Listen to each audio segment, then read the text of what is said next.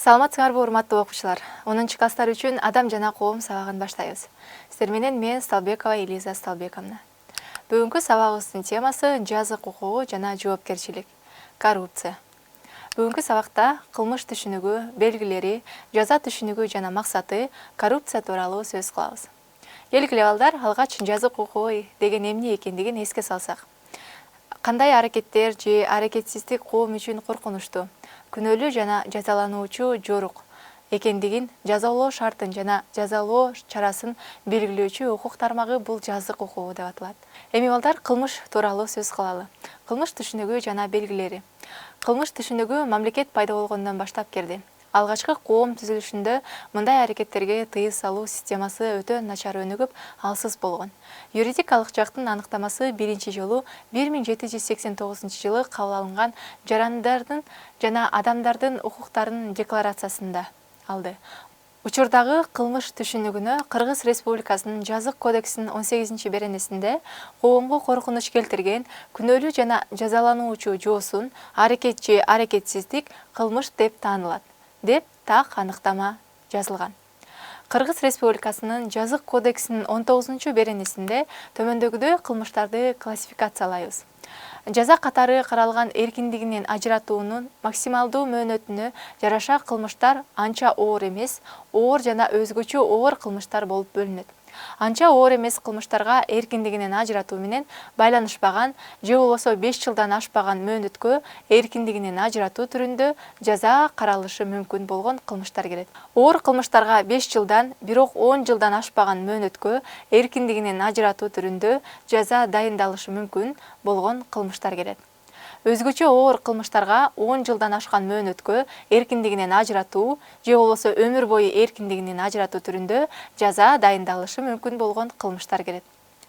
Кылмыштын субъектисинин белгилери төмөнкүлөр. Физикалык тараптар гана кылмыштын субъектиси болуп эсептелинет. Жазык кодексинин 26-беренесинин 3-пунктуна ылайык, юридикалык жак кылмыштын жазык жоопкерчилигинин жана жазанын субъектиси болуп саналбайт. Юридикалык жакка ушул кодексте каралган негиздер боюнча жана чектерде жазык укуктук таасир этүүнүн мажбурлоочу чаралары колдонулушу мүмкүн. Экинчиден, бул акыл эси жайында адам. Үчүнчүдөн, жаш курагы. Кыргыз Республикасынын жазык кодексинин 30-беренесинде кылмыш жасаганга чейин 16 жашка чыккан адам жазык жоопкерчилигине тартылууга жатат. Кылмыш жасалды деп табылыш үчүн адамдын күнөөсү далилдениши керек. Ал эми кылмыш атайылап же байкабастыктан жасалат, күнөөлүү деп сот гана таба алат. Сот өкүмдү чыгармайынча кылмыш жасаган адам шектүү адам, айыпкер, соттолуучу деп гана таанылат. Кылмыш үчүн аны түздөн түз жасаган адам гана жооп бербейт. Кылмыш үчүн аны уюштурган адам уюштуруучу, кылмышты жасоого түрткү берген адам азгыруучу, кылмышты жасоого жардам берген көмөкчүлөр дагы жоопко бирдей деңгээлдер тартылышат. Мыйзам тарабынан көрсөтүлгөн кылмыш аракеттерине жата турган, бирок аргасыздан коргонуу абалында жасалган же аргасыз зарылдыктын абалында жасалган аракеттер кылмыш болуп эсептелбейт жана аны жасаган адамдар жооп беришпейт. Аргасыздан коргонуу деп коомдук коркунучту кол салуудан же башка бирөөнү коргоо максатында жасалган аракетти айтабыз. Мисалы, бир нече адам хулигандык менен бирөөнү тепкилеп жатса, алардын бул аракетин токтотуу максатында бирөө барып ажыратып жатып, тепкиленгендердин денесине жаракат келтирсе, ал бул аракети үчүн жооп бербейт. Же болбосо жолдо бара жатканда кандайдыр бир адамга медициналык тез жардам көрсөтүү керек болуп калса, жана ал үчүн токтоп турган бирөөнүн автомашинасын сурабастан айдап кетсе, ал адам айдап кеткендиги үчүн жооп бербейт. Бирок аргасыздан коргонуунун чегинен чыгып кетүү кылмыш болуп эсептелет. Коргонуунун чегинен чыгып кетүү деп кол салуунун мүнөзүнө жана коркунучтуулугуна коргонуунун туура келбегендигин айтабыз. Мисалы, күч жагынан өзүнө тең келбеген жаш бала мастыгы менен мушташууга жулунса, аны башка чора колдонбой туруп эле өзүмдү коргоп жатам деп бычак менен сайып салса, бул албетте коргонуунун чегинен чыгып кетүү дегенди түшүндүрөт. Ошондой эле аргасыз зарылдыктан жасалган аракеттер дагы коркунучтуу кырдаалды башка жолдор менен жоюуга мүмкүн болбосо жана келтирилген зыян болтуртпай койгон зыяндан бир кыйла аз болгон гана кылмыш деп табылбайт. Жасалган кылмыш үчүн эле жооп бербестен, мыйзамда ага даярдангандык үчүн дагы жоопко тартылары каралган. кылмышты жасоого даярдангандык деп аны жасоо үчүн каражаттарды же куралдарды издөө жана ылайыкташтырып жасоо, камдоо же атайылап башка шарттарды түзүүнү айтабыз. Ал эми кылмышты жасоого аракеттенүү деп кылмышты жасоого түздөн түз аракеттер жасалып, бирок башка бирөөлөрдүн аракети жана күнөөгөрдүн каалоосу байланышпаган себептер менен кылмыш аягына чыкпай калган учурда айтабыз. Эгерде кылмыш жасоодон адам өз ыктыяры менен баш тартса жана жасап койгон аракетинен кылмыштын курамы көрүнбөсө, жоопкерчиликке тартылбайт. Эгерде кылмыш жасоодон адам өз ыктыяры менен баш тартса жана жасап койгон аракетинен кылмыштын курамы көрүнбөсө, жоопкерчиликке тартылбайт. Кылмышкерди кылмыш жасоонун куралдарын же кылмышты жасоонун натыйжасында алынган буюмдарды жашыргандыгы үчүн дагы жоопкерчилик бар. Ошондой эле кылмыш жолу менен алынгандыгы белгилүү болгон мүлктү сатып алуу же сатуу үчүн дагы жоопкерчиликке тартылат. Негизинен кылмыш жасагандыгы үчүн адам 16 жашка чыккандан кийин жооп берет. Бирок мыйзам боюнча кылмыштын кээ бир оор түрлөрү үчүн 14 жаштан баштап жооп берери белгиленген. Мисалы, киши өлтүрүү, ден соолукка атайын оор залал же анча оор эмес залал келтирүү, зордуктоо, адамды урдоо, каракчылык, талоончулук, уурулук, хулигандык, банги заттарды уурдагандык, транспорт каражаттарын айдап кеткендиги үчүн жана башка мыйзамда көрсөтүлгөн учурларда. Кылмыштарды толук тизмесин Кыргыз Республикасынын кылмыш жана жаза кодекстеринде берилген. Бул кодексте кылмыш катары көрсөтүлбөгөн аракеттер кылмыш деп табылышы мүмкүн эмес. Кылмыштардын түрлөрү Кыргыз Республикасынын кылмыш жана жаза кодекстери тарабынан кылмыш деп табылган аракеттер окшоштугу боюнча төмөнкүдөй түрлөргө бөлүнөт. Биринчиден, бул инсанга каршы кылмыштар.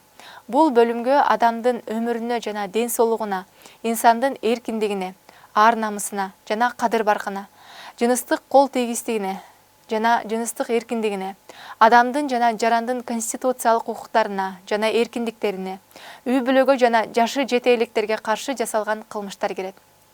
Экономика чөйрөсүндөгү кылмыштарга менчикке каршы кылмыштар, мисалы балдар уурдоо, тоноо, каракчылык, мүлккө зыян келтирүүнү айтсак болот.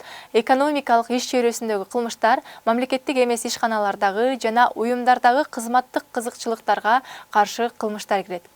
Коомдук коопсуздукка жана коомдук тартипке каршы кылмыштарга терроризм, барымтага кармоо, бандитчилик, хулигандык, ок атуучу куралдарды мыйзамсыз алып жүрүү, сатуу же сатып алуу сыяктуу жана калктын саламаттыгына жана коомдук адептүүлүккө каршы кылмыштар, экологиялык кылмыштар, транспорт кыймылынын жана анын пайдалануунун коопсуздугуна каршы кылмыштар, компьютердик маалыматтар чөйрөсүндөгү кылмыштарды айта кетсек болот.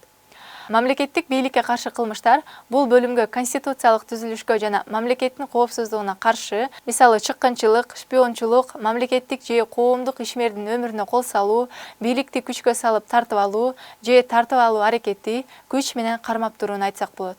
Бул кылмыштар кызматтык кылмыштар, анын ичинде коррупция, кызматтык абалынан кыянаттык менен пайдалануу, пара берүү, пара алууга байланышкан кылмыштар жана сот адилеттигине каршы кылмыштар, анын ичинде сот адилеттигин жүзөгө ашырууга тоскоолдук кылуу, алдын ала тергөө жүргүзүүгө тоскоолдук кылуу, сотту урматтабоого, күнөөсүз экендигине белгилүү адамды кылмыш жоопкерчилигине тартуу, кылмыштар укук коргоо органдарынын кызматкеринин өмүрүнө кол салуу, бийлик өкүлдөрүнө карата зомбулук көрсөтүү, аны маскаралоо, расмий документтерди жасалмалоо, сатуу жана башкалар кирет.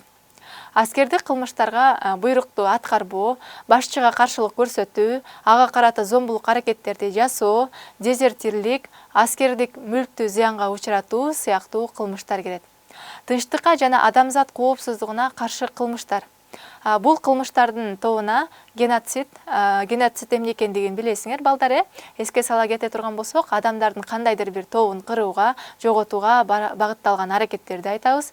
Ошондой эле экоцид бул өсүмдүктөр жана айбанаттар дүйнөсүн массалык кырып жоюу, жалданмачылык, мында болсо куралдуу кагылышка же согушка адамды жалдоо, үйрөтүү же каржылоо, ошондой эле жалданып катышуу жана эл аралык коргоого алынган уюмдарга же мекемелерге кол салуулар кирет экен. Жаза түшүнүгү жана анын максатын карап чыгалы. Жаза дегенибиз бул кылмыш жасоодо күнөөлүү деп табылган адамга карата мамлекеттин атынан соттун өкүмү боюнча колдонулуучу жана соттолгонду укуктарынан жана эркиндиктеринен ажыратууну же чектөөнү билдирген мажбурлоо чарасы болуп эсептелинет.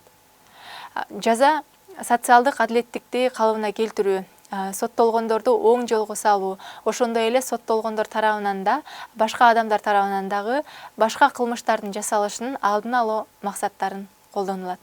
Жаза адамды азапка салуу же анын кадыр баркын кемсинтүү максатын көздөбөйт. Кылмыш үчүн жазанын түрлөрү кандай? Кылмыш жасагандыгы үчүн күнөөлүү деп табылган адамдарга сот тарабынан негизги жазанын жеңилирээгин катуураагына чейинки градациядагы түрлөрү колдонулушу мүмкүн. Кылмыш үчүн жазанын түрлөрү кандай? Кылмыш жасагандыгы үчүн күнөөлүү деп таанылган адамдарга сот тарабынан негизги жазанын жеңилирээгинен катуураагына чейинки градациядагы түрлөрү колдонулушу мүмкүн. Биринчиден, бул коомдон обочолонтуу менен байланышпаган, анын ичине коомдук иштер, белгилүү бир кызмат ордун ээлөө же болбосо белгилүү бир иш менен алектенүү укугунан ажыратуу, түзөтүү жумуштары, айып. Мында түзөтүү жумуштарынын жана айыптын салыштырмалуу катуулугу алардын конкреттүү өлчөмү менен аныкталат. Экинчиден, бул коомдон обочолонтуу менен байланышкан. Мында тартиптик аскер бөлүгүндө кармоо, эркиндигинен белгилүү бир мөөнөткө ажыратуу, өмүр бою эркиндигинен ажыратуу кирет. Ошондой эле алар сот тарабынан дагы төмөнкүлөр кошумча жаза катары колдонулушу мүмкүн. Бул кызматтык абалын же кызматтык абалда берилген мүмкүнчүлүктөрдү пайдалануу менен кылмыш жасалган учурда атайын аскердик, ардак наамынан, дипломатиялык рангынан же класстык чининен ажыратуу. Ошондой эле оор же өзгөчө оор кылмыш жасаган учурда мамлекеттик сыйлыктарынан ажыратуу. Эгерде тиешелүү наам, чин же болбосо сыйлык кызматтык жасалмачылыктын же башка кылмыштын натыйжасында ыйгарылса, адам ошондой эле сот тарабынан атайын аскердик ардак наамдарынан, дипломатиялык рангынан, класстык чиндеринен, мамлекеттик сыйлыктарынан ажыратылат. Сот жасалган кылмыш үчүн жоопкерчиликти караган кылмыш жана жаза кодексинин өзгөчө бөлүгүнүн статьяларында белгиленген чектерде жана ушул кодекстин жалпы бөлүгүнүн жоболорун эске алуу менен жаза белгилейт.